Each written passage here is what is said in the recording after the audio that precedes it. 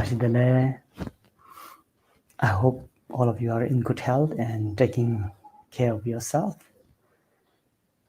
So we continue to study to try to understand those beautiful instructions by GAMPOPA in the book called Ornament of Liberation.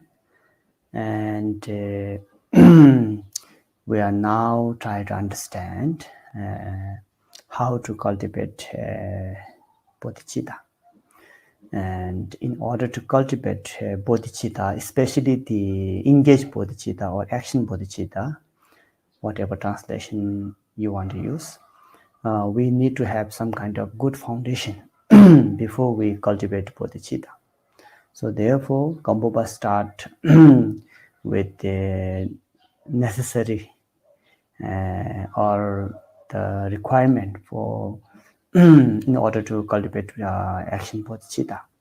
So yesterday we tried to understand first we try to understand that how many different types of topics are there in this particular antidote, and that is the antidote to not knowing the method to practice. So in this particular antidote, there are 12 different types of topics which comprises all the instructions. So these 12 different types of topics are foundation, number 1, essence, what is the essence of bodhicitta, number 2, classifications, what are different types of bodhicitta, then we have objective of bodhicitta, then we have cause for bodhicitta, and we have from whom you can receive these bodhicitta vows, and then method of how to receive this vow, different type of ceremonies, and then the beneficial effects of cultivating bodhicitta and disadvantages of losing it. Since it's very important, since it has lots of this beneficial effects, then on the other hand, if you lose, there's also disadvantages if one loses bodhicitta. Then once you have lost bodhicitta, then how can you, so what are the causes for this loss? So you have to be careful not to, commit this kind of cause for losing this bodhicitta. And then once you have lost bodhicitta, how can you repair them? Or is this repairable? If it is repairable, then how can one repair bodhicitta? And then finally the trainings. Once you have give rise to engage bodhicitta, what are the trainings that one should follow? So therefore, because of that, following that training, one can achieve the enlightenment state of mind or the Buddhahood. So those were the 12 different types of topics related with this instruction, particular instructions on how to cultivate bodhicitta, not knowing how to cultivate bodhicitta. So therefore, these are the instructions that one must understand so that one can really cultivate bodhicitta for the benefit of oneself and others. So the first one was the foundation. So what kind of foundation is necessary for the cultivations of action bodhicitta? So again, remember, there are 2 types of bodhicitta, relative bodhicitta and ultimate bodhicitta. And within the relative bodhicitta, there are another 2 sub-classifications, and those are known as the aspiration bodhicitta and engaged bodhicitta. So this is very important to remember this. So in order to cultivate the action bodhicitta, one must have a proper foundation for that to give rise. So the proper foundation, according to GAMPOPA, yesterday he mentioned about the 4 different types of foundation that one must need. So foundation for cultivations of the mind of supreme enlightenment is a person who belongs to my family, at least who this kind of individual who should have kind of concern, care and concern for others' well-being. Then he or she must have taken refuge in the 3 jewels, definitely, because If you have not taken refuge into the three jewels, then you don't know how to practice the Dharma. Since we don't know how to cultivate bodhicitta, since we do not know how to purify our obscurations and how to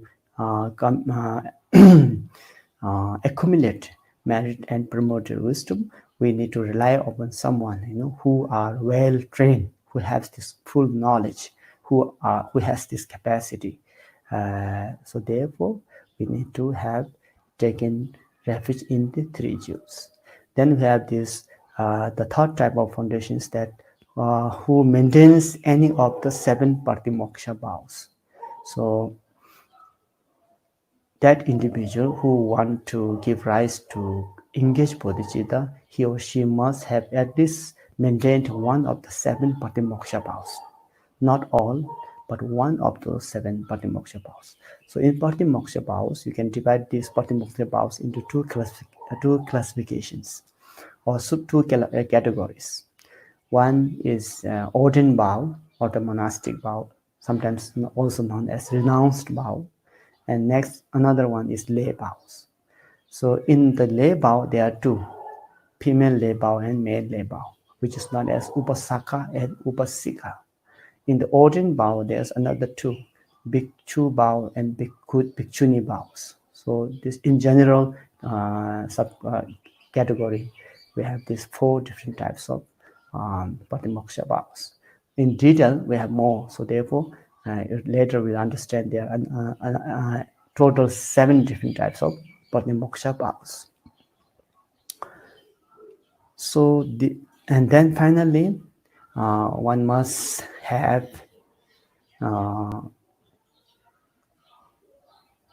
aspiration bodhicitta. One must have cultivated aspiration bodhicitta. And here, aspiration bodhicitta is a genuine wish to bring all sentient beings to the enlightenment state of mind. This kind of pure genuine wish to bring all sentient beings into the ultimate Buddhahood. So therefore, you are going to practice the Dharma. So this kind of aspiration is needed. So these are where the 4 different types of foundation in order to cultivate action bodhicitta.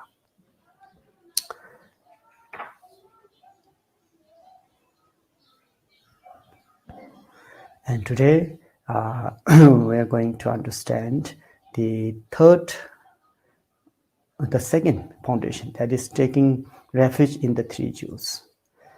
So we're going to understand more about how to go refuge to Buddha, Dharma, and Sangha. What does refuge actually mean? What are the trainings of after receiving refuge vows? What are the object of our vows, refuge vows? So there are different types of topic, many different subtopics. Again, within this topic of the taking refuge to three jewels. Okay, so before we start, before we try to understand what is refuge vow, we recite the refuge vows and also try to give rise to our bodhicitta for the benefit of all sentient beings. Sangye Jodan Zoge Jonam La Jangjo Bardo Danen Gyab Zonche Dage Jinzo Gebe Zonam Ge Dola Bencher Sangye Dobaresho Sangye Jodan Zoge Jonam La Jangjo Bardo Danen Gyab Zonche Dage Jinzo Gebe Zonam Ge Dola Bencher Sangye Dobaresho Sangye Jodan Zoge Jonam La Jangjo Bardo Danen Gyab Zonche Dāngi jī sōngi bēn sōnām gēn, rōlā bēn jē sāngi rō parā shō, sēm jēn tam jēn dēwā dāng dēwēn gyō dāng dēn parā gyō jēn, dōngā dāng dōngā gēn gyō dāng dēwā gyō jēn, dōngā mē bēn dēwā dāng mā dāng mē dāwā gyō. Nyirēn jā dāng yé dāng dōwēn, dāng yōng jēn bō lā nē parā gyō rā jēn, sēm jēn tam jēn dēwā dāng dēwēn gyō dāng dēn parā gyō jēn, dōngā dāng dōngā gēn gyō dāng dēwā gyō jēn, dōngā mē bēn dēwā dāng mā dāng mē dāwā gyō. Nyeren jadang yi dang dawe dang yon jen bo la ne bar yo je sam jen dam jen de wa dang de we yo dang de bar yo je dong wa dang dong wa ye yo dang de wa yo je dong wa me me de wa dang ba dang me da wa yo. Nyeren jadang yi dang dawe dang yon jen bo la ne bar yo je ma LAMA Rinpoche Nage Jura Beme Shola Ladin Chimbe Goni Jesong Kuzon Doge Ngondo Zando.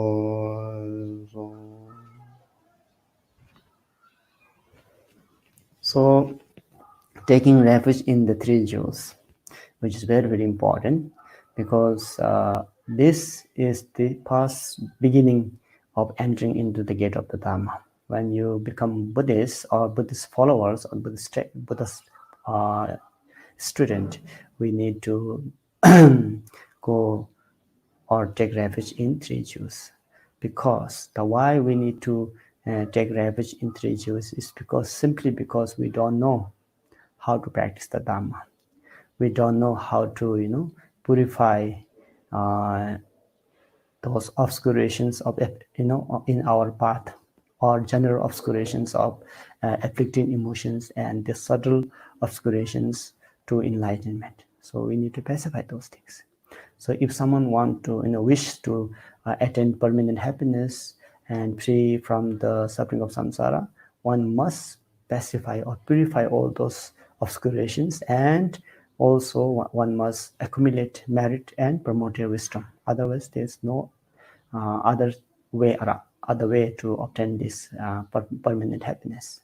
So because of that reason, it is very necessary that we have to understand how to purify those obscurations and also to accumulate those merit and promote their wisdom. But we don't know how to. So that's the reason why. So since we don't know how to, then we need to rely upon someone who knows who know how to, who have knowledge how to. So this individual can, guide us. We need a proper guidance. Remember last time in the chapter of spiritual master, why we need to attend spiritual master, why we need to go refuge to the spiritual master. And I want to recall this. GAMPOPA said that there are three reasons explaining why we need to attend the spiritual masters. So here, spiritual master, we should understand also Buddha, Dharma, and Sangha. So Buddha, Dharma, and Sangha are the three objects of our refuge. So why we need to take refuge to? Why we need to go for refuge? Why we need to take refuge in those three jewels? And GAMPOPA mentioned three different reasons. First, he said, because it's in the scripture of Buddha's, word.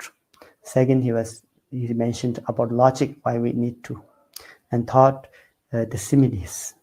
So the first was from this scripture. So I want to recollect that quote. From the condensed perfections of Wisdom Sutra, the noble disciples who has respect for the Guru should always attend the wise Guru, because one receives good qualities from him or her.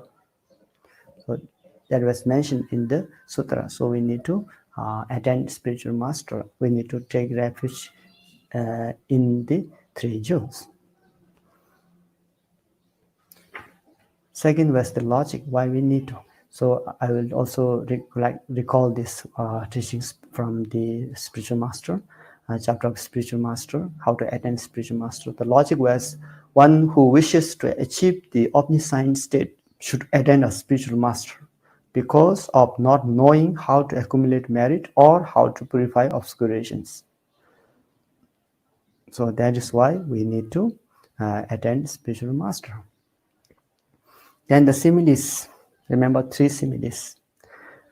Spiritual masters or the object of our refuge are like guide when traveling to an unknown place. They are like an escort when going into a dangerous place, and then they are like a boatman when crossing a big river. So all these three different reasons. Therefore, we need to attend spiritual master. Again, same here, we need to take refuge in the three jewels. So that is why every time when we practice the Dharma, when we meditate, when we do different daily practices, when we simply recite the Dharma book, or when we simply try to do something beneficial for others, like charity act, practicing generosity, or lab release, whatever dharmic activity, we recite refuge prayers, remember? So every time we try to renew our refuge vows, every time we recall the importance and kindness of Buddha, Dharma, and Sangha, and then by recollecting their kindness and compassion, so we ask them to guide us, we ask them for their refuge, we ask them to protect us from falling down in the suffering of samsara, especially the suffering of three lower realms. So we always request their protection. So that is why we recite refuge prayers every time. And I just did now. So that's why, this is why it is important to recollect the kindness of Buddha, Dharma, and Sangha, and always remember the instructions that they have given to us. And by following the instructions that they have kindly shared with us, then we will be able to protect from the suffering of samsara. We will be able to protect from falling down to the three lower realms. So therefore, those three objects, Buddha, Dharma, and Sangha, are our refuge, source of refuge. So today we are going to study more about refuge, taking refuge in the three jewels. So in order to present these instructions of how to take refuge in the three jewels, there are 8 or 9, I think. Yeah, there are 9 topics which will comprise this teaching of taking refuge in the three jewels. So we are getting so much information, even for the taking refuge in three jewels. We usually just recite the prayers, right? Buddha, Dharma, and Sangha. I take refuge in Buddha, Dharma, and Sangha until I die or until I attain enlightenment. Just simple. We don't really, focus. We don't really, well, we recite that this recitation, these prayers, we don't really, acknowledge the kindness and qualities of Buddha, Dharma, and Sangha. We just recite, and within few seconds, it's gone. So now we should understand, their qualities, why it is important for us to, really rely upon them, why it is important to ask their protections for us, so that we can protect ourselves from the falling down in the suffering of samsara. So now, by understanding how to take refuge and what are the practice or training one must apply after taking refuge. So after knowing this, next time it will be very beneficial for us when you give recite refuge vows, and when we receive the refuge vows from your spiritual master, your root gurus. So now, because you now know the importance of refuge, and then you now know that why it is important to have this kind of refuge vows. So these different 9 topics. First, classifications of refuge. Second, working basis. Third, objects of the refuge. Fourth, time of taking refuge. How long? From today up to how long? And then motivation. When we take refuge vow, what your motivation should be? Different types of motivations are there. Ceremony, how to take refuge vows. Proper ceremony. And then we have these activities or the activities of the taking refuge vows. And then we have trainings, different types of trainings after taking the refuge vow. What are the different trainings one must apply or one must practice these different trainings?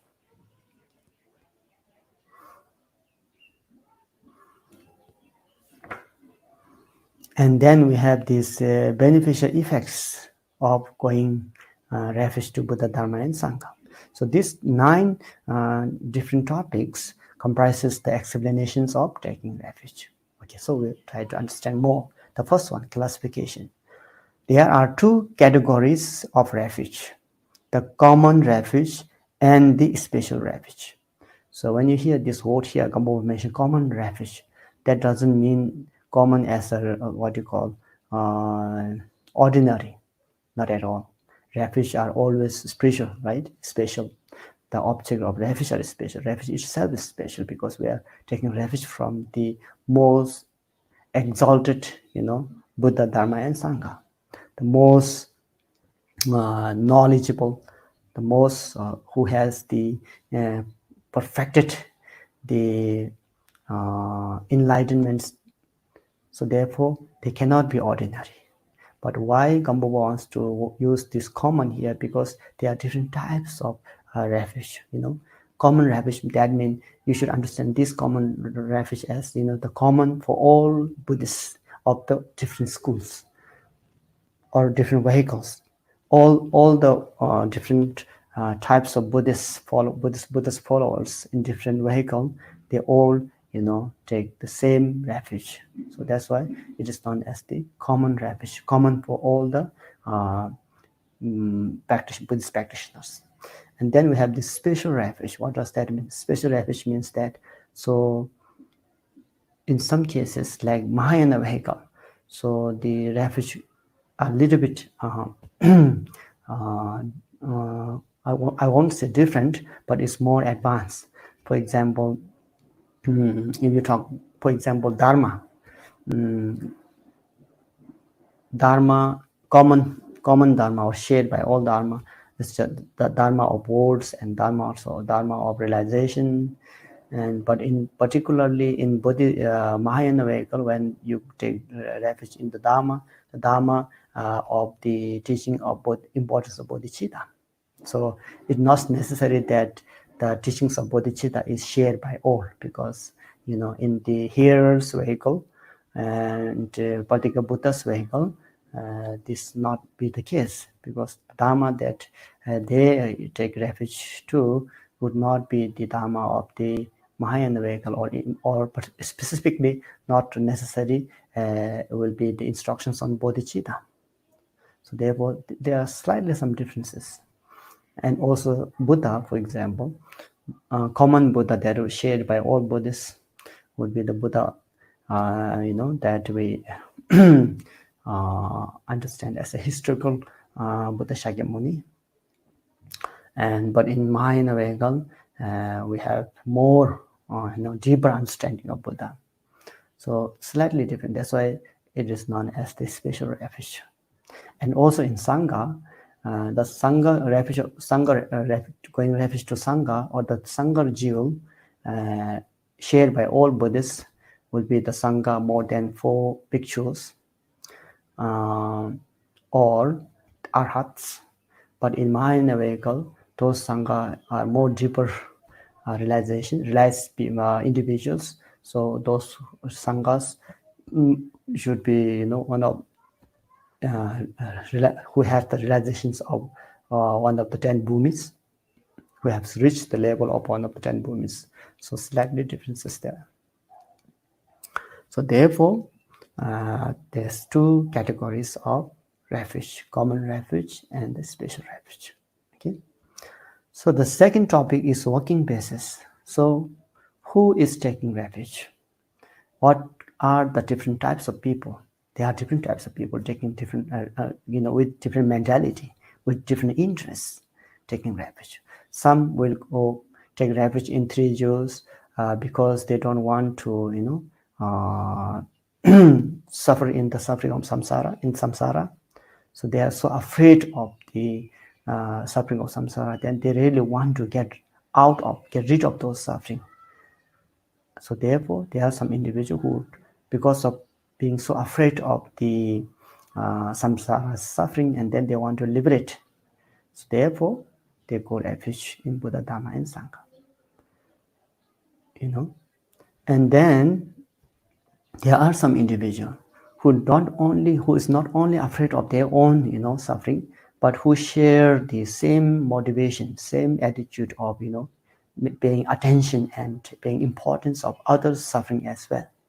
So there are individuals who really want to, purify all the suffering of all sentient beings. So therefore, they want to take refuge in the three jewels. So therefore, that is why there are different working bases as well. So we try to understand more. There are also two different working bases. The common working basis is the one who fears the suffering of samsara and holds the three jewels as daddies. So this is one of the individual, one kind of individual who really want to take refuge because he or she is so afraid of the suffering of samsara, and he or she who really relies upon, holds upon three jewels as a god. So this kind of one individual. Then second type of people is the second working basis is the person who possesses the Mayana family, which means that who not only is concerned for his or her benefits, his or her well-being, but also who is concerned for the happiness of all sentient beings, who is concerned for the suffering of all sentient beings, and who really want to purify all sentient beings from the suffering of samsara, and then want to bring them along with them together to the enlightened state of mind. So this kind of people is a second category, second type of individual working basis and taking refuge in the Buddha, Dharma, and Sangha, and then who has this pure body of human or gods. So this is the second topic of working basis. Now third is objects. Objects of taking refuge. What are the objects to whom you take refuge or to whom you go refuge to?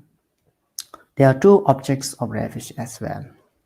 The explanations of two objects, common object and special object. Okay, here again common should not be understood as ordinary object, because Buddha, as I mentioned earlier, Buddha, Dharma, and Sangha are not ordinary object at all. They are superior than us. They are supreme objects. But the word we GAMPOPA use here as common should be understood as shared by all the Buddhist students of different vehicles. So common object, the first one, Buddha. The common objects are the Buddha jewel, the Dharma jewel, and the Sangha jewel.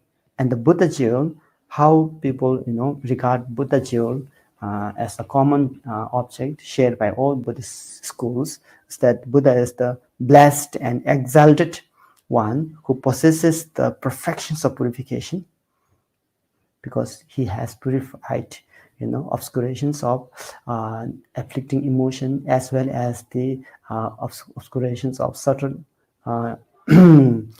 subtle obscurations to the enlightenment. And then who has these developed the primordial wisdom of seeing things through nature. And then who has the excellent qualities of different signs and powers and so on and so forth. So this is the Buddha jewel. So what is the object? Buddha jewel. This is the quality of Buddha jewel. Someone who has exalted, who is blessed, and who possesses the perfections of purification, primordial wisdom, and excellent qualities.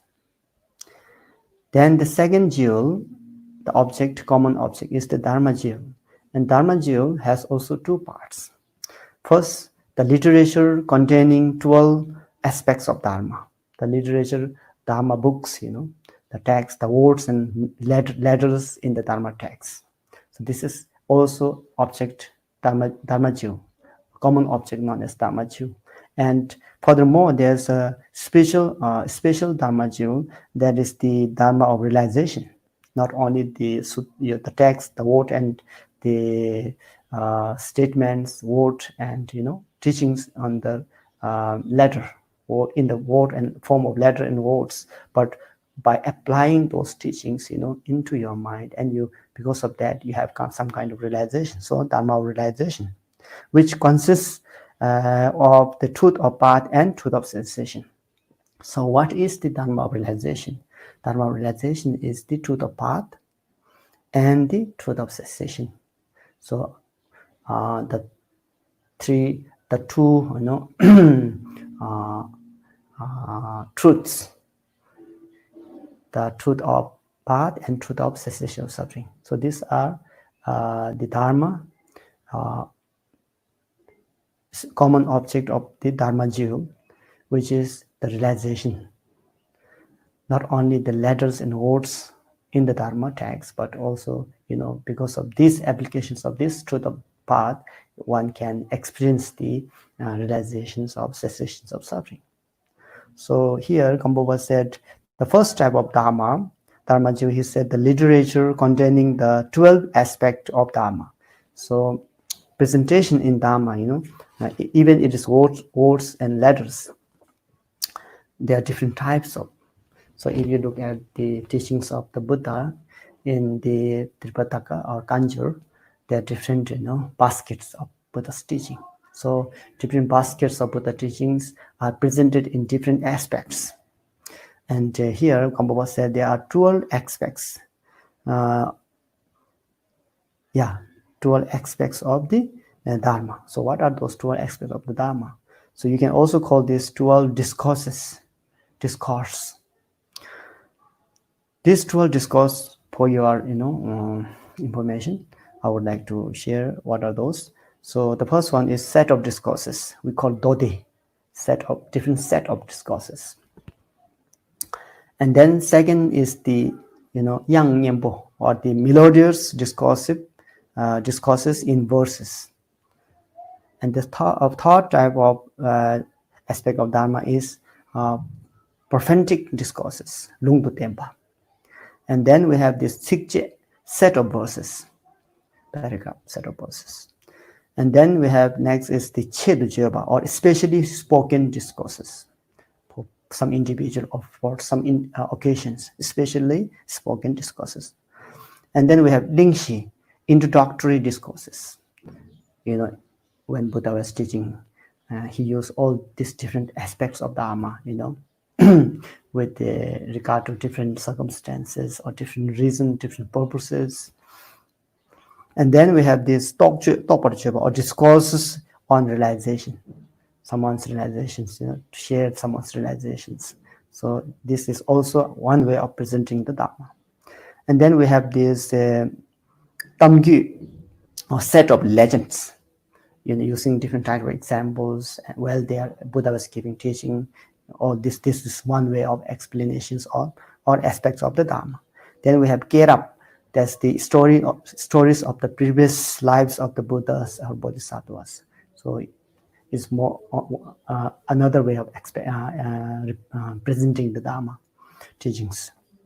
Then we have this Shindu Geba, or very long and detailed discourses or teachings. Then we have Meduchunga, marvelous discourses. And then finally we have Tenlawapa, finalization discourses. So these are the 12 discourses, or the 12 aspects of Dharma. And these are all in the form of, word and letters. And then the third one, Sangha Jewel. What is Sangha Jewel? Sangha Jewel also has two, the ordinary Sangha and the noble Sangha. Ordinary Sangha is a community of four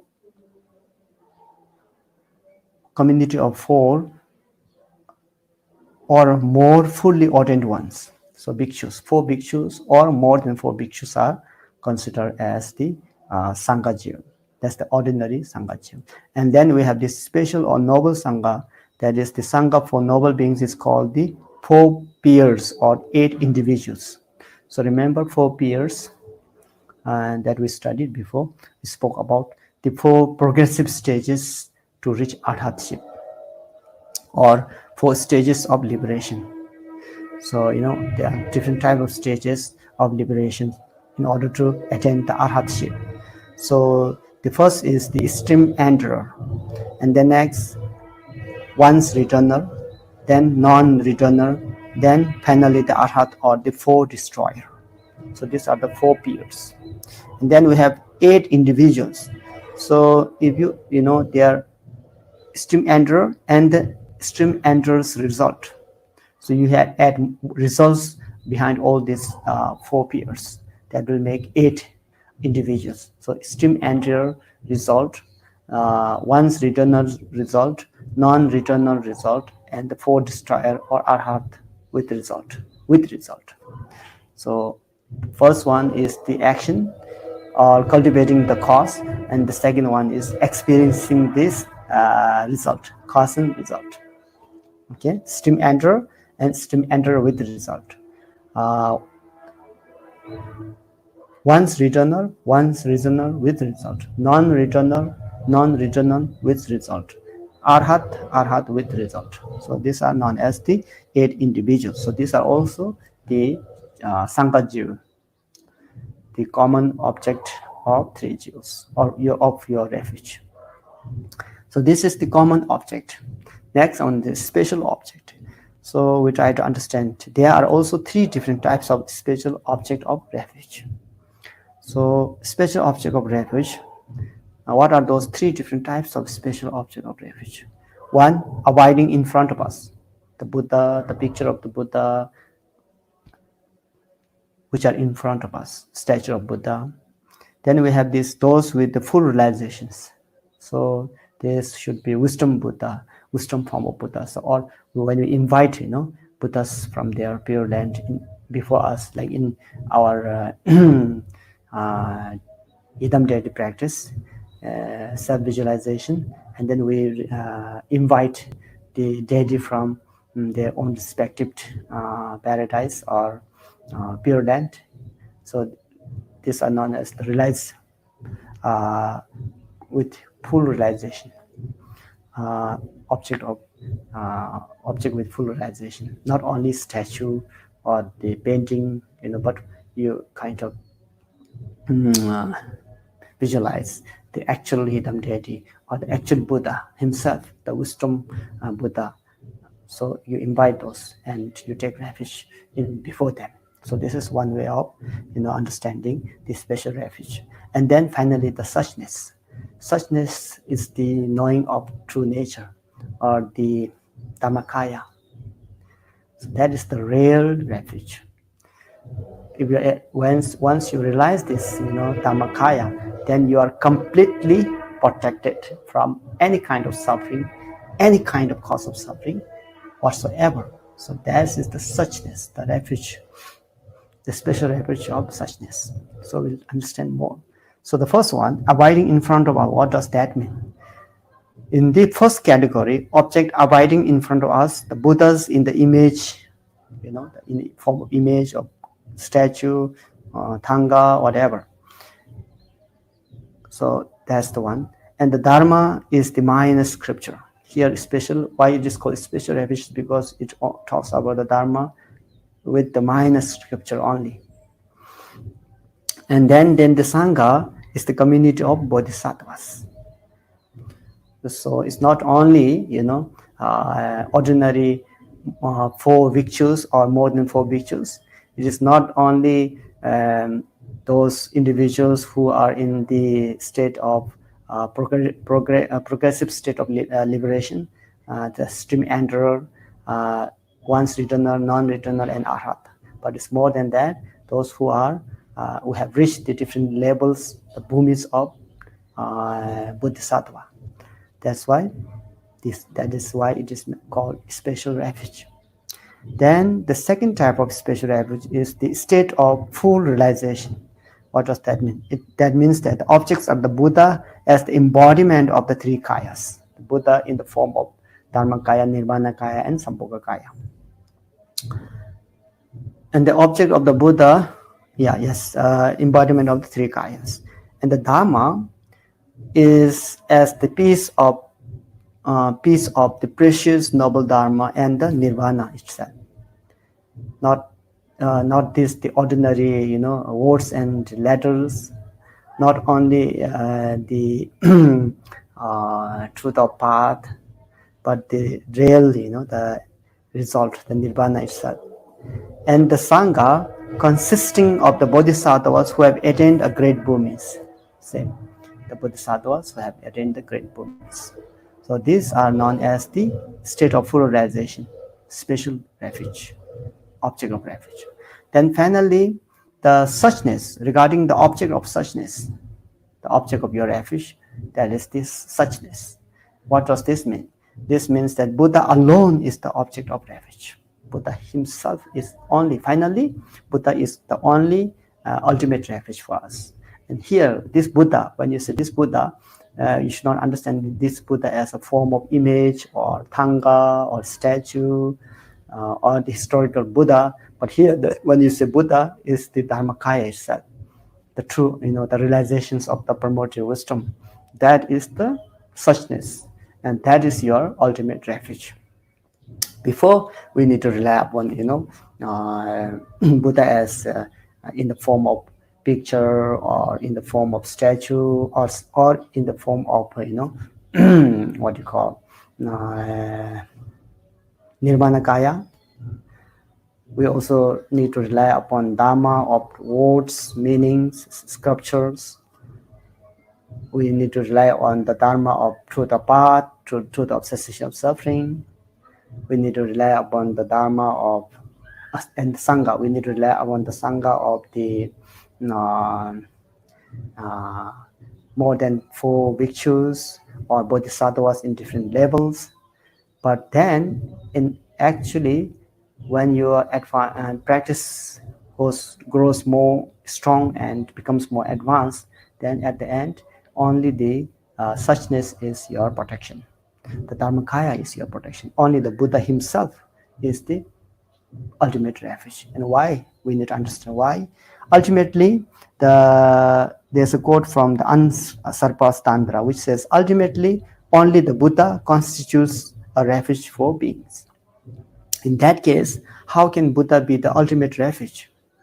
So in the same text said, because that great victor is the embodiment of the Dharma, which is the ultimate attainment of Sangha. What does this mean? This means that Buddha, when you say Buddha, we should understand Buddha of enlightenment state of mind, or the primordial wisdom, the Dharmakaya itself. That's why it says the great victor, or also Buddha, is the embodiment of Dharmakaya. When you say Buddha, meaning free from all the sufferings and developed all the good qualities, that wisdom, that primordial wisdom, not the physical form of Buddha, but that Buddha is this Buddha of suchness, or Dharmakaya. So therefore, Buddha is embodiment of Dharmakaya. And Dharmakaya, secondly, and Dharmakaya is the ultimate attainment of Sangha. So see, in both cases, Dharmakaya is the ultimate refuge. And Buddha is the embodiment of Dharmakaya, and Dharmakaya is the ultimate attainment of Sangha. So Buddha and Sangha are all, in the form of Dharmakaya, and Dharmakaya itself is the Buddha himself.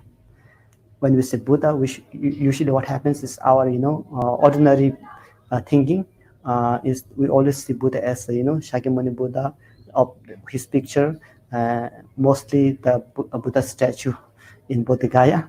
That comes into our mind, isn't it? But the actual Buddha is not that image, not that statue, not that form. Actual Buddha is the Dharmakaya. So therefore, Dharmakaya is the perfect or ultimate refuge. Or you can also call like this: Buddha is Dharmakaya, Dharmakaya is the ultimate attainment of Sangha. So therefore, ultimate refuge is Buddha. Or you can also call Buddha is a combination of 3 jewels. His body is Sangha, his speech is Dharma, or his mind is Buddha. So therefore, Buddha is the ultimate refuge. Due to being the ultimate refuge, the sage or the Buddha is free from the birth and cessation. So after enlightenment, he is free from birth. He don't have to take birth by the power of karma. He's free. He has already eliminated all the cause of suffering, all the cause of birth. But if he wants to come to this world, he can, with his choice. He should not depend on anything. He can come independently because he has purified everything. So in order to benefit sentient beings, he do come in different forms to benefit other beings, but without the force of karma. He has the independent now. He's independent. He's fully realized, awakened.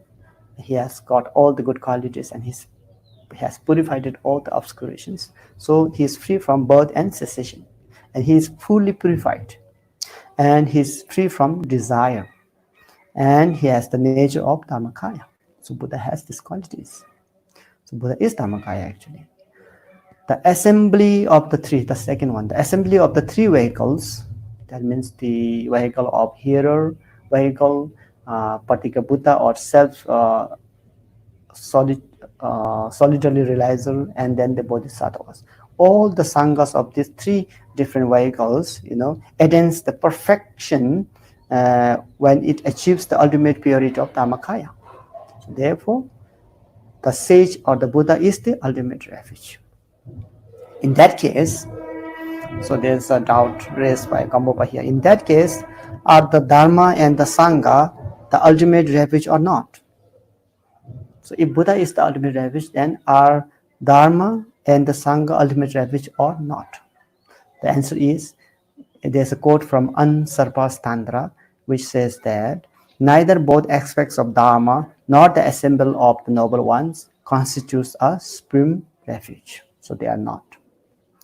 Why are they not the ultimate refuge? So there's GAMPOPA again mentioned, raised question. Why are Dharma and Sangha not ultimate refuge? The answer is, the first step of Dharma, the Dharma of study or letters. The first step of Dharma merely these 12 aspects of Dharma, 12 discourses. So this first step of Dharma merely is the assemblage of the heaps of names and writing. It's just a text, right? So once you receive the knowledge from that book, or different presentations of Dharma or 12 aspects of Dharma, then it's no longer used for you. Then when you attain all the knowledge from that, you have to give it up like a boat. You don't need to take these books, together with you to the enlightenment state of mind, or to the liberation, or to the perfect Buddhahood. You don't have to carry this book. After you receive the knowledge from this book, then it remains in your heart. You apply, you practice, but you don't need to take this book along with you. So that's why the first step of Dharma, you have to live. It's just, as he says, heap of names and writing. So this is not your protector anymore. Therefore, it is not the ultimate refuge. Then comes the second aspect of Dharma of realization. So we can try to understand, are they Dharma of realization? Are they ultimate refuge or not? The answer is no. The reason why he gives here. Of the two aspects of Dharma of realization, the first one is the truth of path. Is truth of path the ultimate refuge? Answer is no. And why? Because the truth of path is composite. And all the composite things are impermanent, right? So it's impermanent. Therefore, it is deceptive and not the ultimate refuge. So all the impermanent things are, not reliable. So we will not rely on that, because it's once after applying all those truth of path, then it's not necessary to take this truth of path along with you, since they are made out of different compositions. They are impermanent. Therefore, they are not ultimate refuge. And the next Dharma is the Dharma of truth of cessation. So is that ultimate refuge? Answer is no. And the reason why, according to the hearer's vehicle, the truth of cessation ceases its continuity like extinguishing a lamp.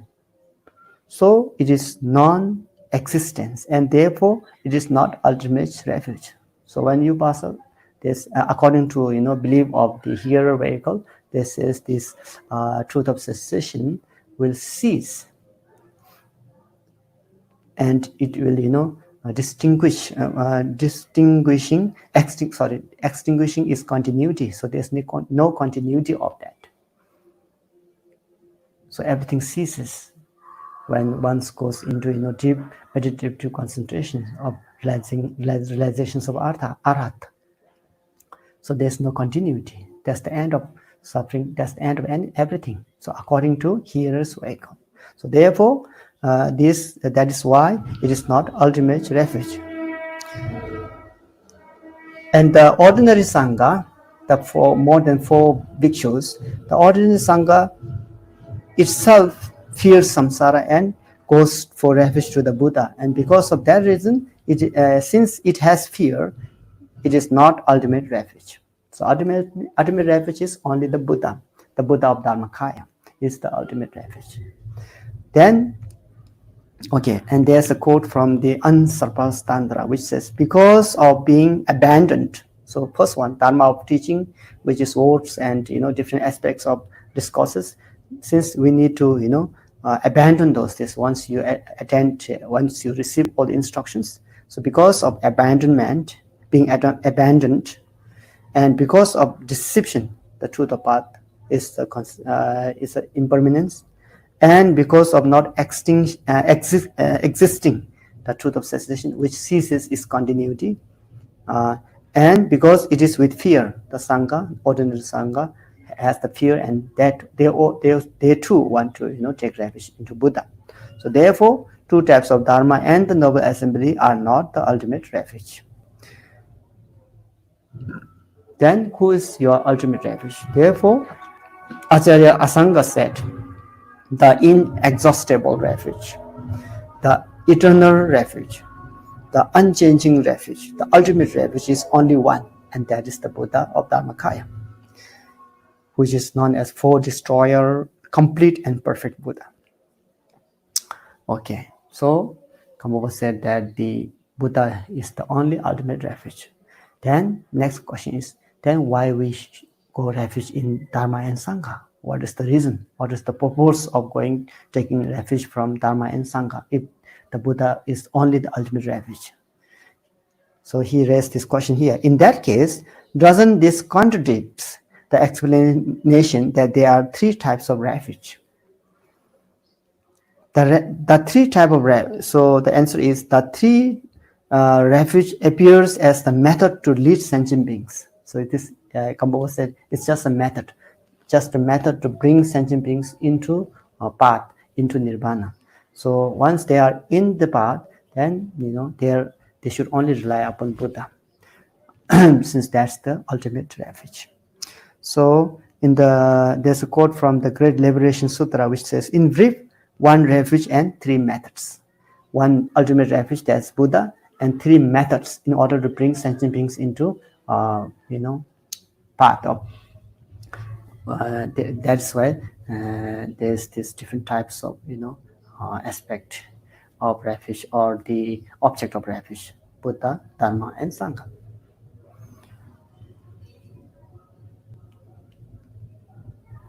How are the 3 methods laid out?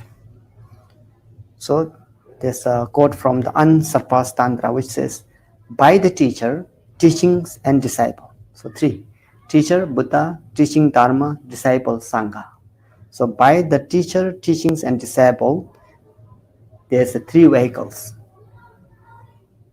and 3 actors and 3 interests.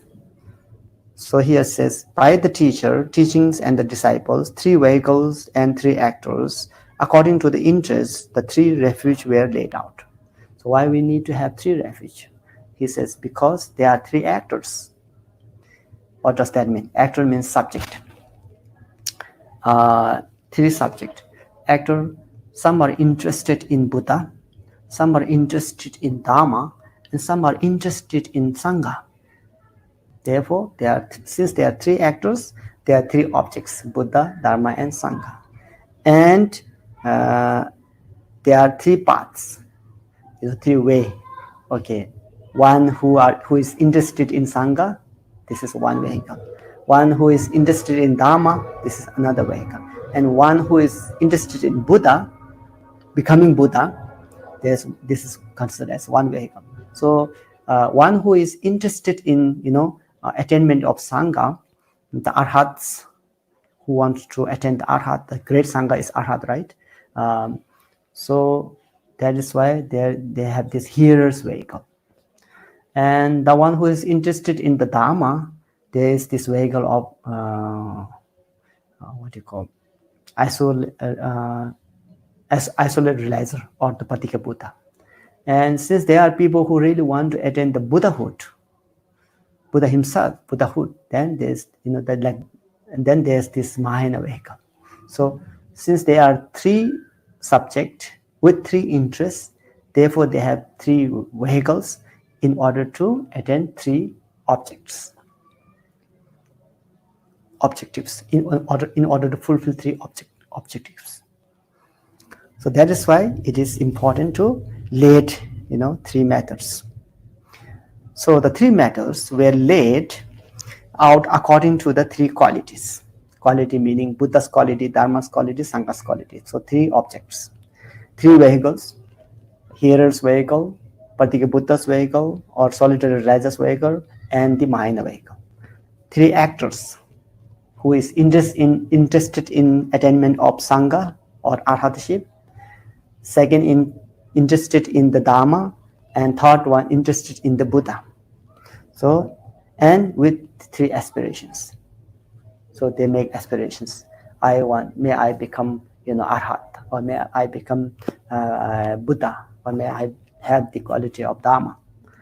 So furthermore, in order to demonstrate these qualities of the teachers, the first one, in order to demonstrate the quality of teacher, the object Buddha, Buddha is the refuge of person for persons of the Bodhisattva vehicle. So who has the interest of becoming Buddha. So therefore, Bodhisattva vehicles and those who are interested in performing the supreme activities of the Buddha. So different interests. They take refuge in the Buddha. And the Buddha, who is the supreme being of the two-legged. Here, two-legged should understand as a human. So who is the supreme being, supreme of human being. So this is one laid out, why we have Buddha as an object of refuge.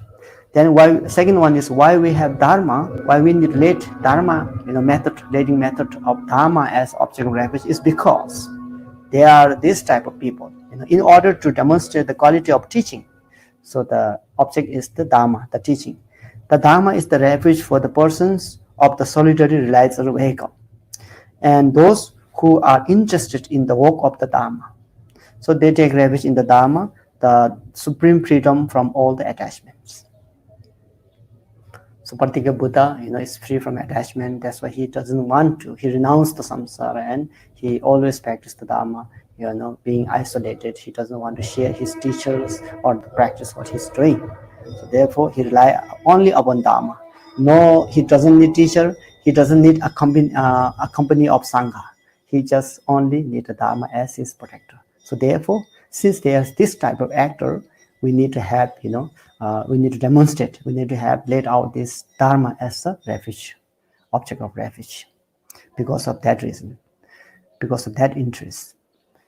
And then finally, in the third type of object of refuge, Sangha, in order to demonstrate the quality of the practitioner, the Sangha is the refuge for the persons of the hearer vehicle, and those who are interested in the work of the Sangha, Arhats and so forth. They take refuge in the Sangha, the most excellent of all communities. Thus, the three refuges are laid out by the three meanings and according to 6 persons. 6 persons meaning we have 3 actors and with 3 interests. So therefore, 3 actors, first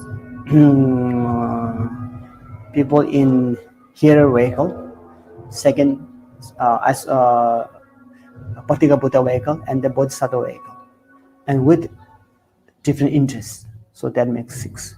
Ordinary people with 3 different interests, or someone who is already in the path of hearer's vehicle, or the Patika Buddha's vehicle, or the Mahayana vehicle. So therefore, there's presentations of 3 different types of refuge.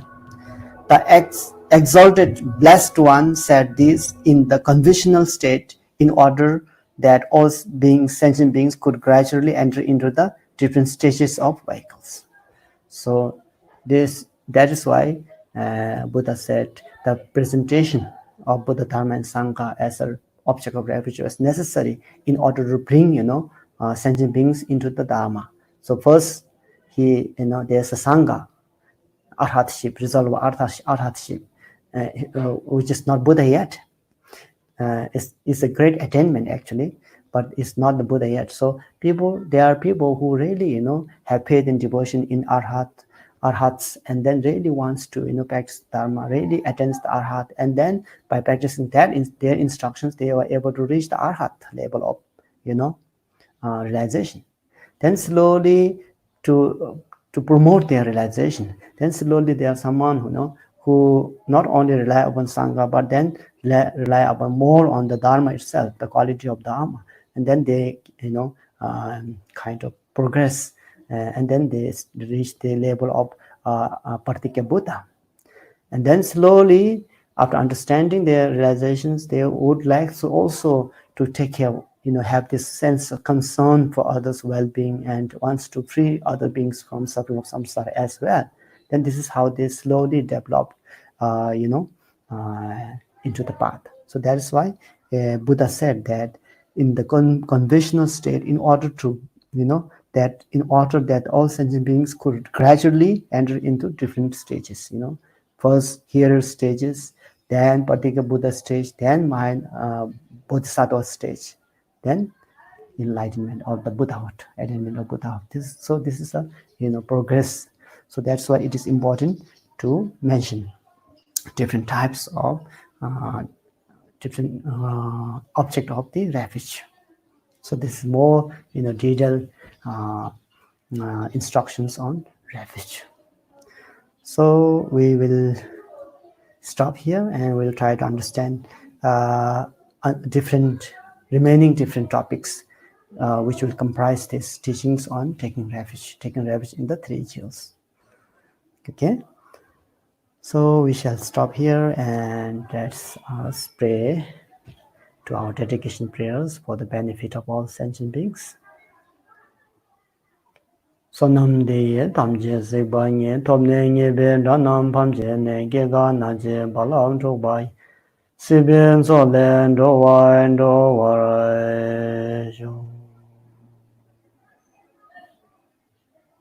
Thank you.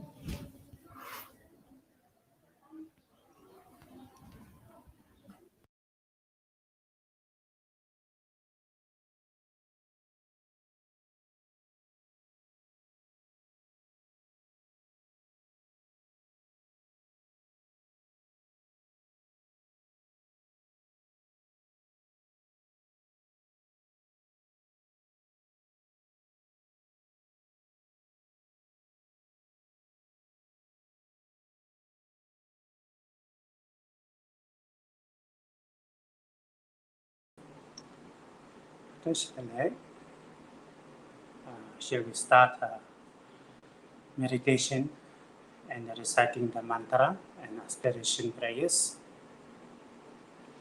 Therefore, firstly we take refuge and generate bodhicitta.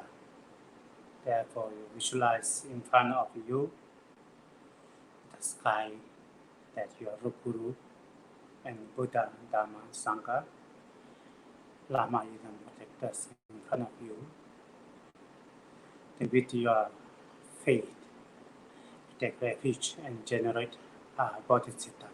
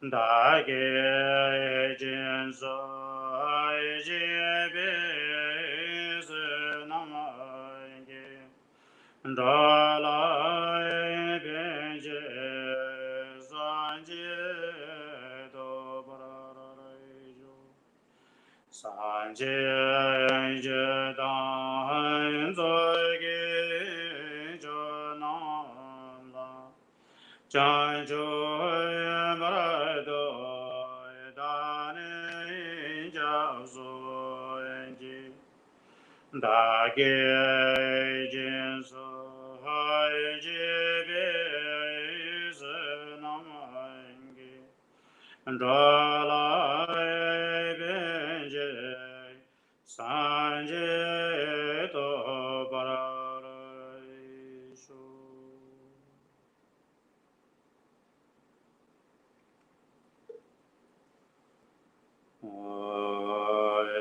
sem je dan jin de wa dan de vin jo dan de para ra ju ji do nga dan do nga ge jo dan da wa ra ju ji do nga lai me be de wa dan ba dan me da wa ju ji ye cha da ye dan da ve da nya mai je ba la ne pra ra ju ji repeat sem je dan je de wa dan de vin jo dan de pra ra ju ji do nga dan do nga ge jo dan da wa ra ju ji do nga lai me be de wa dan ba dan me da wa ra ju ji nie re ja dan nie dan da ve tai nya mai je ba la ne ba ra ju ji repeat sem je dan je de wa dan de vin jo dan de pra ra ju ji do nga dan do nga ge jo dan da wa ra ju ji do nga lai me bin de wa dan ba dan me da wa ra ju ji nie re ja dan ye dan da ve tai nya mai je ba la ne pra ra ju ji. Now we meditate on giving and taking meditation. This meditation help us to progress loving kindness and compassion.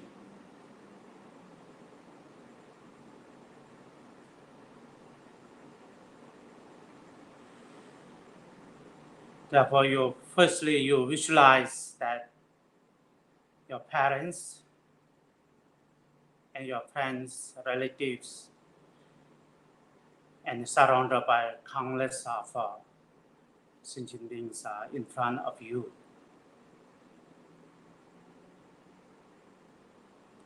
Then they are all one is happiness, but don't know how to obtain the ultimate happiness. But what they don't want is fear and pain and sufferings they don't want. But they don't know how to free from the sufferings. Therefore, they are all suffering in front of you. Now we do give your love and compassion to them. Therefore, this meditation apply with your breathing.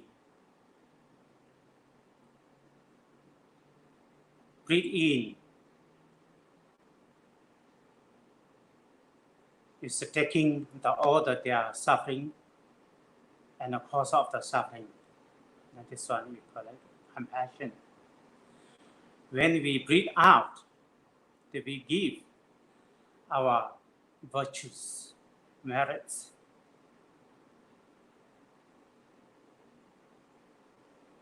give to them. And that's why we call it love. Okay, now we start a meditation. Breathe in, time you visualize all the mother sentient beings, their pain, sufferings, cause of the sufferings are ignoring, anger, jealousy, pride, attachments, all come out from their body, form of black smoke. Breathe in together, then we go into your body. Then at your heart, there fire will burn off all the black smoke and all the negatives are burned off. Then they imagine they are all sentient beings are free from the suffering and the cause of the sufferings. Now when you breathe out, that time you visualize that from your body that your happiness and virtues, merits all come out, form of white smoke. Go out with your breathe out and dissolve to them. Then they all receive your happiness and the cause of happiness. Imagine they are forever stay with the happiness and the cause of happiness.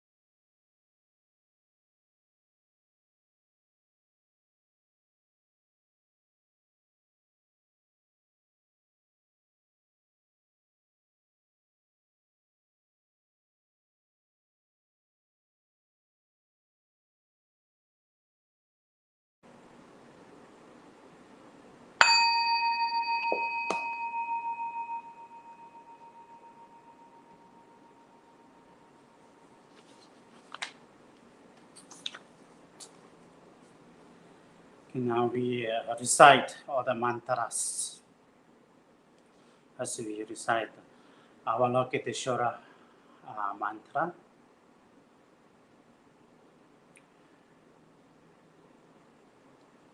when we recite the mantra, it's a visualization or concentration is very important. Therefore, now we recite the mantra Mani Padme Hum. That time your mind is concentrate on this visualization. That instantly yourself is transformed into Avalokiteshvara, for Avalokiteshvara. That sometimes you may think that I'm not Avalokiteshvara, pretending to be Avalokiteshvara. Actually, we are Avalokiteshvara because we have the love and compassion, and we have the Buddha nature. Only our mind is deluded. That's why we don't realize our nature, our Buddha nature. Therefore, instantly you transform into the Avalokiteshvara form of Avalokiteshvara. Then your speech is transformed into the mantra or Mani Padme Hum. So Mani Padme Hum mantra is the essence of all the Buddha's teachings, all the dhammas. Then your mind is transformed. Your thought is not ordinary thought, it's wisdom of Avalokiteshvara. With this visualization, then we recite mantra. Om Mani Padme Hum, Om Mani Padme Hum, Om Mani Padme Hum, Om Mani Padme Hum, Om Mani Padme Om Mani Padme Hum, Om Mani Padme Hum, Om Mani Padme Hum, Om Mani Padme Hum, Om Mani Padme Hum, Om Mani Padme Hum, Om Mani Padme Hum. Precise mantra, one round of mala. Om Mani Padme Hum, Om Mani Padme Hum.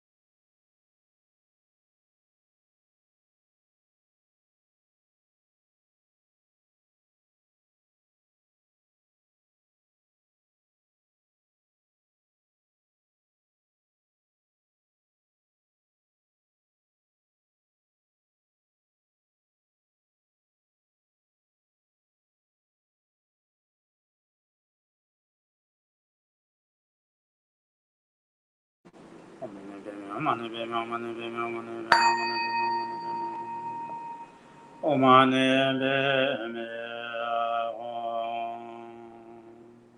the long life Dharani. You visualize the Buddha Amitayu is above your head. The Buddha Amitayu is Sambhogakaya form of Buddha Amitabha. And now from your heart, radiant light, this light go up and dissolve into Amitayu's heart that requires Amitayu to give us blessings, longevities. Through his love and compassion that radiate light from his body, this light go all over the place.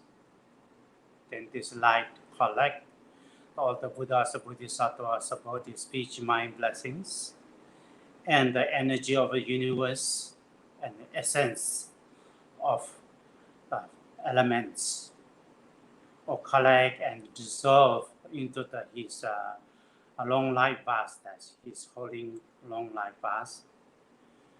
Then all the energy are inside the vase that transform into the nectar. The nectar, the overflow from the vase, go into your crown in the body.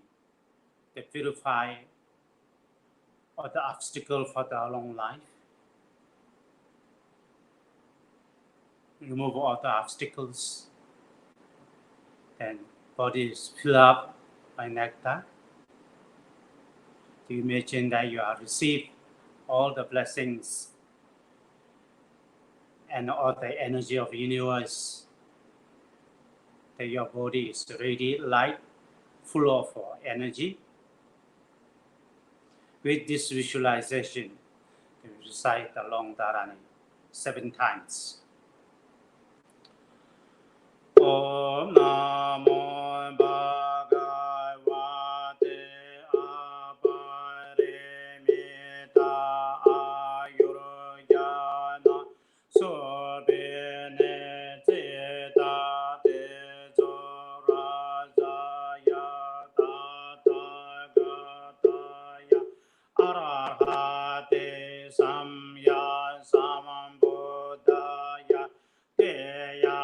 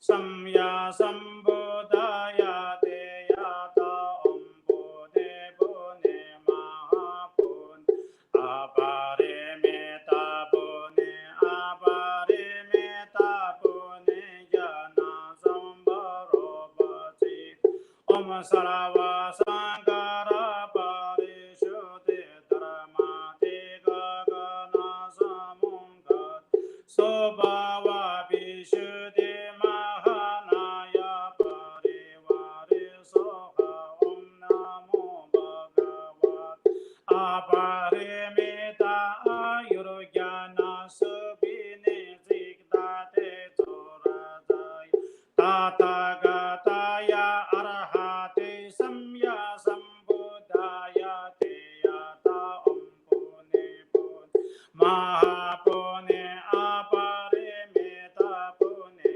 Aparimita Pune Jnana Sambharo Bhasit Om Sarava Samkara Parishuddhi Dharmati Gagana Samunga Sobhava Vishuddhi Mahanaya Parivari Soha Om Namo Bhagavate Aparimita Ayurjana Subhine Citate Rajaya Tathāgataya Arahate Samya Sambuddhaya Te Yat Ampune Pune Mahapune Aparimita Pune Aparimita Pune Jnana Sambharo Bhajite Om Sarava Samkara Parishuddhi Dharmati Gagana Samungate Sobhava Vishuddhi Mahanaya Parivar Soha Om Namo Bhagavate Aparimita Ayujana Subhid Sita Tejo Rajaya Tathāgataya Arahate Samya Sambuddhaya Te Yata Ampune Mahapune Aparimita Pune Aparimita Pune Jnana Sambharo Bhajite Om Sarva Sankara Parishuddhi Dharmat Gagana Samungate Sobhava Vishuddhi Mahanaya Parivari Soha. After that, we recite the Medicine Buddha's long mantra and short mantra 7 times. Therefore, you visualize from your heart radiant light. This light go to the pure land, that Medicine Buddha's pure land. Then this light dissolve into Medicine Buddha's heart that requires Medicine Buddha to give us the blessing and purification. The Medicine Buddha remember that he made 12 great aspirations through his compassion and love. Then nectar flow from his begging bowl. This nectar come on your crown and go into your body, purify all the sickness and all the cause of the sickness. Then also nectars go into all the sentient beings' crown in the body that purify all their sickness and the cause of the sickness, and fill up your body. Then you imagine that you receive Medicine Buddha's body, speech, mind blessings, that you are free from the sickness and the cause of the sickness.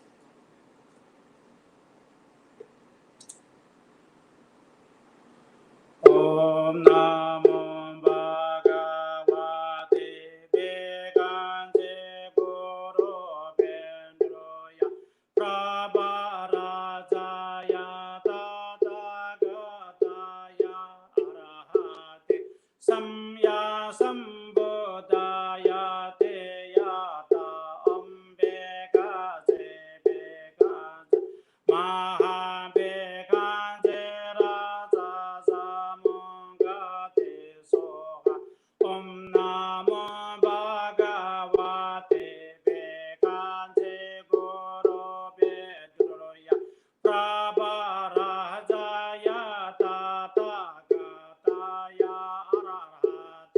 Samya Sambuddhaya Deyata Om Bekanje Bekanje Maha Bekanje Raja Samongate Swaha Om Namo Bhagavate Bekanje Guru Bendroya Prabharajaya Tathagata Arahate Samya Sambuddhaya Deyata Om Bekanje Bekanje Maha Bekanje Raja Samo Kate Sawa Om Namo Bhagavate Bekanje Guru Benendroya Prabharajaya Tathagata Arahate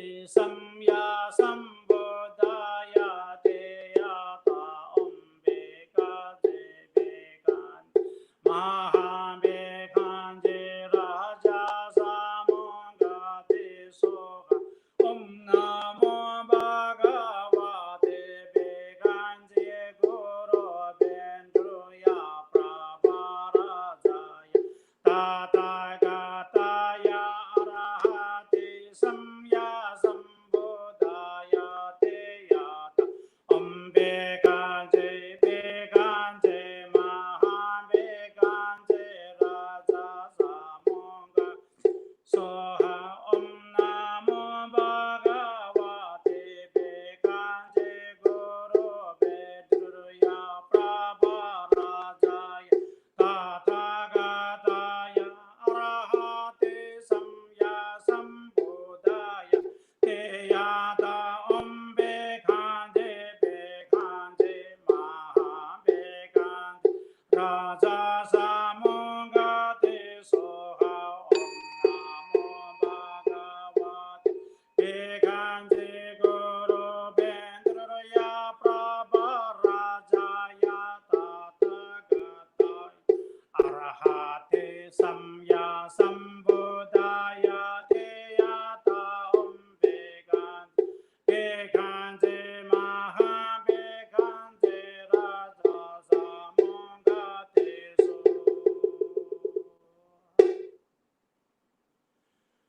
Deyata Om Bekanje Bekanje Maha Bekanje Raja Samongate Soha Deyata Om Bekanje Bekanje Maha Bekanje Raja Samongate Soha Deyata Om Bekanje Bekanje Maha Bekanje Raja Samongate Soha Deyata Om Bekanje Bekanje Maha Bekanje Raja Samongate Soha Deyata Om Bekanje Bekanje Maha Bekanje Raja Samongate Soha Deyata Om Bekanje Bekanje Maha Bekanje Raja Samongate Soha Deyata Om Bekanje Bekanje Maha Bekanje Raja Samongate Soha.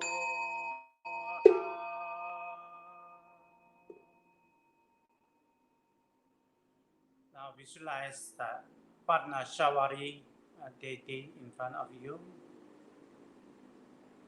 and she is one of the 21 Taras emanation, and nectar flow from her body to nectar ground and go into your body, purify all the sickness and the cause of the sickness, all the obscurations, all the negative energy, all purify. Om Pishate Paranashavari Saravajara Prashamani Sova Om Pishate Paranashavari Saravajara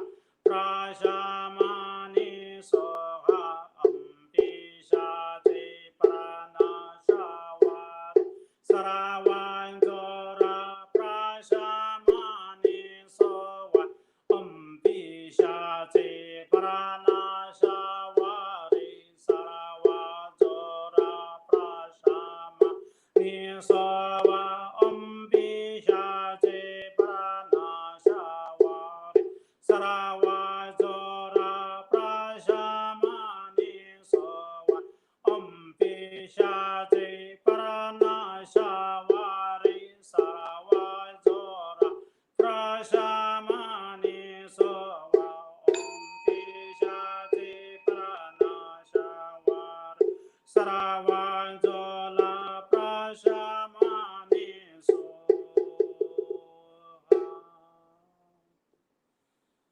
Now visualize that Dorje number Joma deity in front of you at the sky.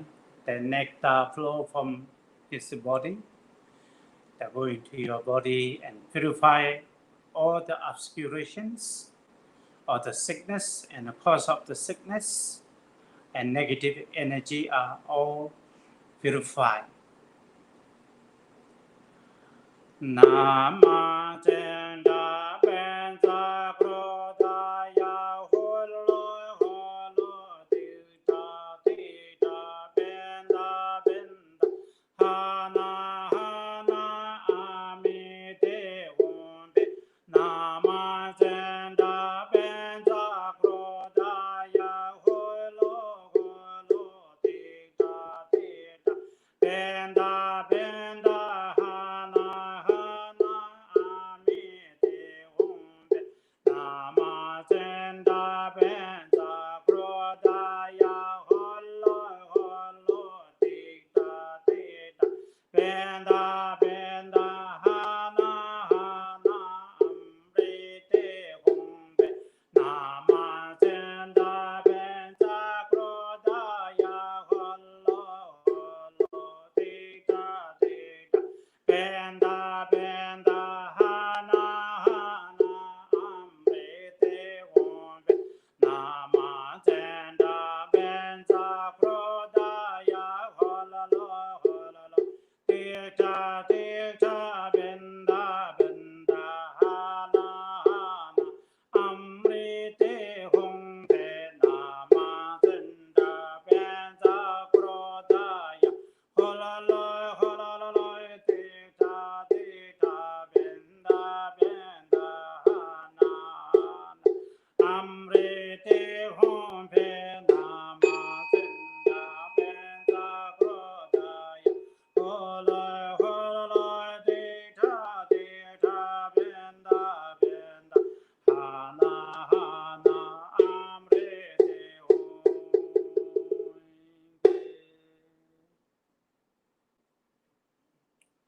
Now visualize the tall magic deity in front of you. And nectar flow from his body going to your crown and body. Purify all your obscurations, sickness, cause of sickness, the negative energy, all are purified. Om Burgo Maha Pramana Ye Buji Bugi Bimale Ozu Makrodaya Gumbe Om Burgo Maha Pramana Ye Buji Bugi Bimale Ozu Makrodaya Gumbe Om Burgo Maha Pramana Ye Buji Bugi Bimale Ozu Makrodaya Gumbe Om Burgo Maha Pramana Ye Buji Bugi Bimale Ozu Makrodaya Gumbe Om Burgo Maha Pramana Ye Buji Bugi Bimale Ozu Makrodaya Gumbe Om Burgo Maha Pramana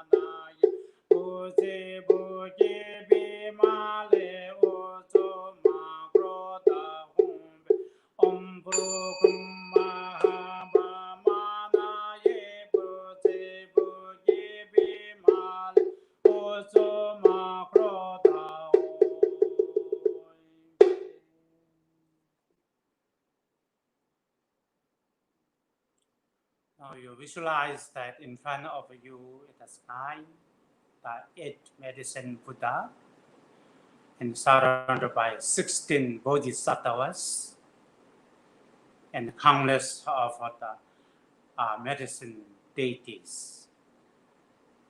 With your great devotion and faith to them, then request them, give us the blessings that purify our sickness and the cause of the sickness.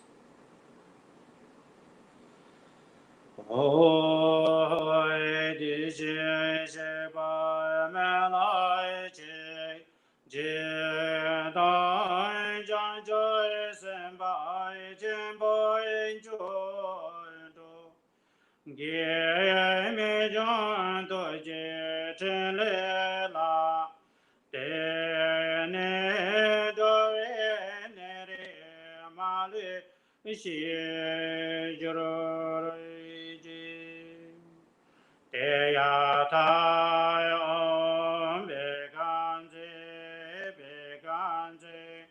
maha bekanze raja samongate soha deya tai om bekanze maha bekanze raja samongate soha Deya tai om bekanze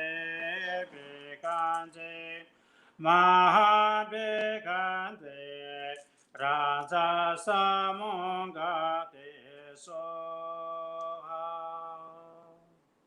Now you recite this mantra 108 times. Deya tom bekanze maha bekanze raja samongate. Deya bekanze maha bekanze raja samongate.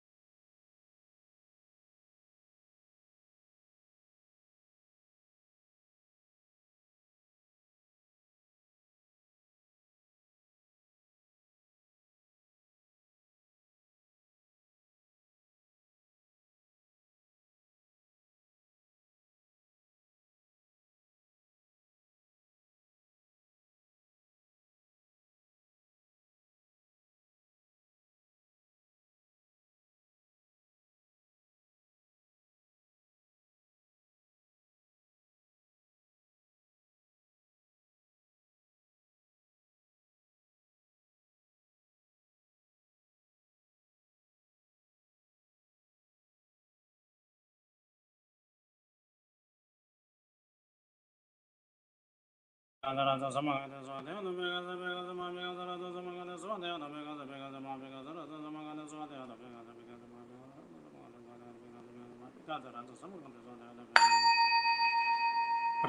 Samangate Soa Simche Nebai Jinye Pa Nyotoi Nele Tajroi Jove Nena Malapa Tato Jungwa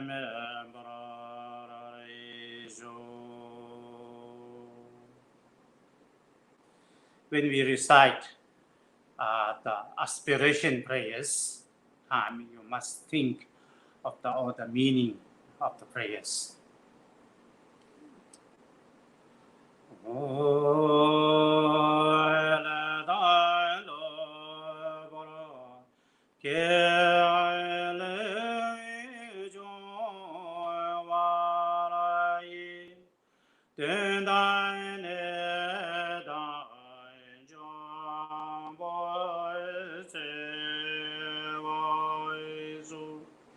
Sem je mi devene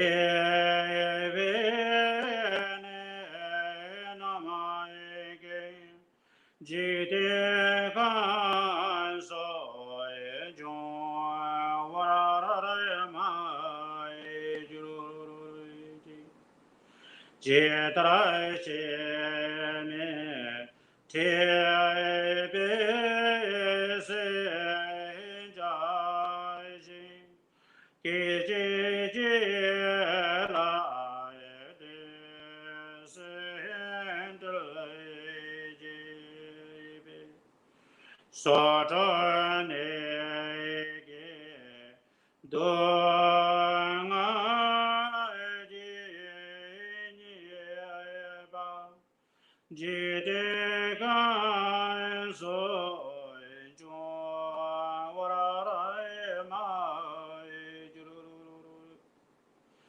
Cheda shenje kai na je bai tra nege mi zama de be ta ji be nyen je bai da tai be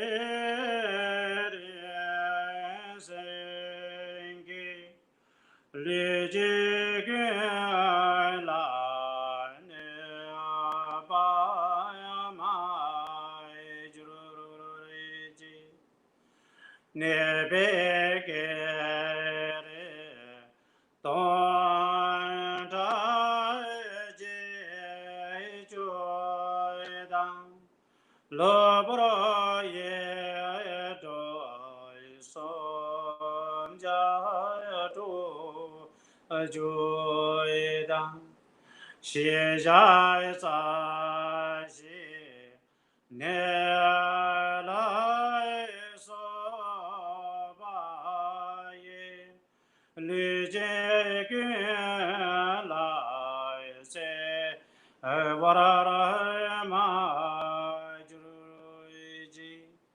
Lisim dewa ma li choi jibe jun shi chu be do nga ji nye ba ma li shi shi dang doi de Serene me de brarajo LAMA concho songe do jeta hando je jo so me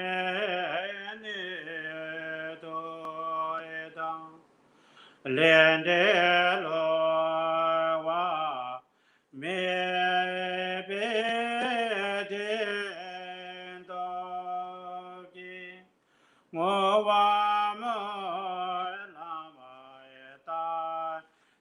che do para sho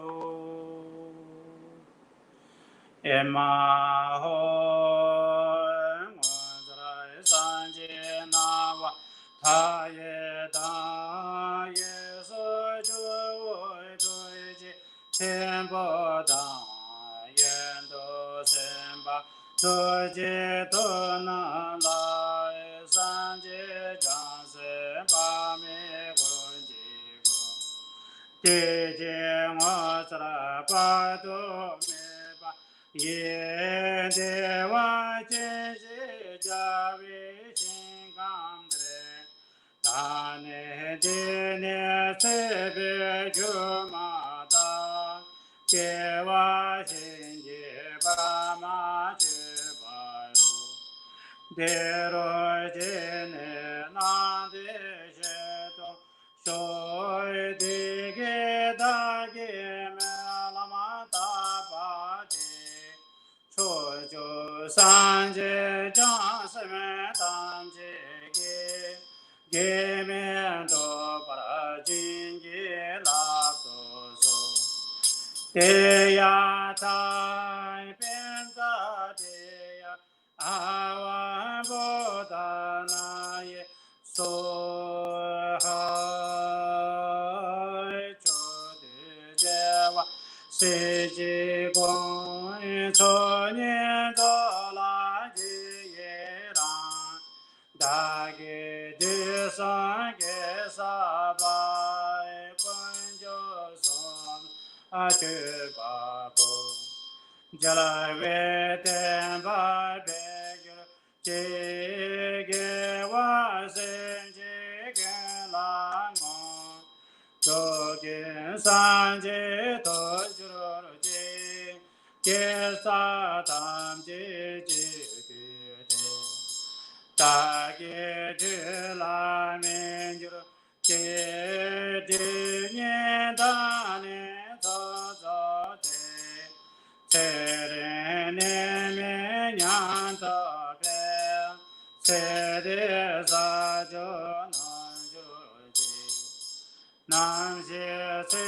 be jo ma ta de wa jin do ji ju ji che ne be me ka je de le de la san ji sho chang sho to ne je se do do be do wa de ba sho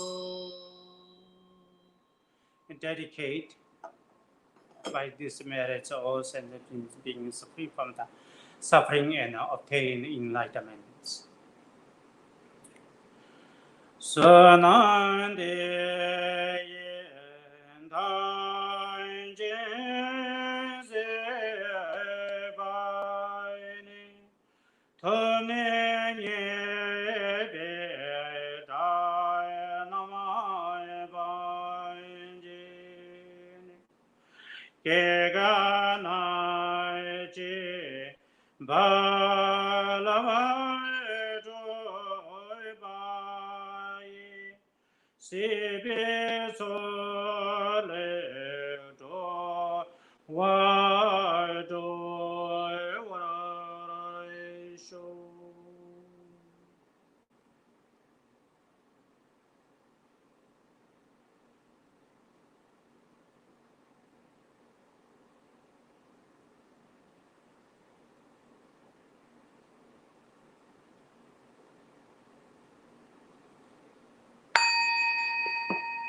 Thank you.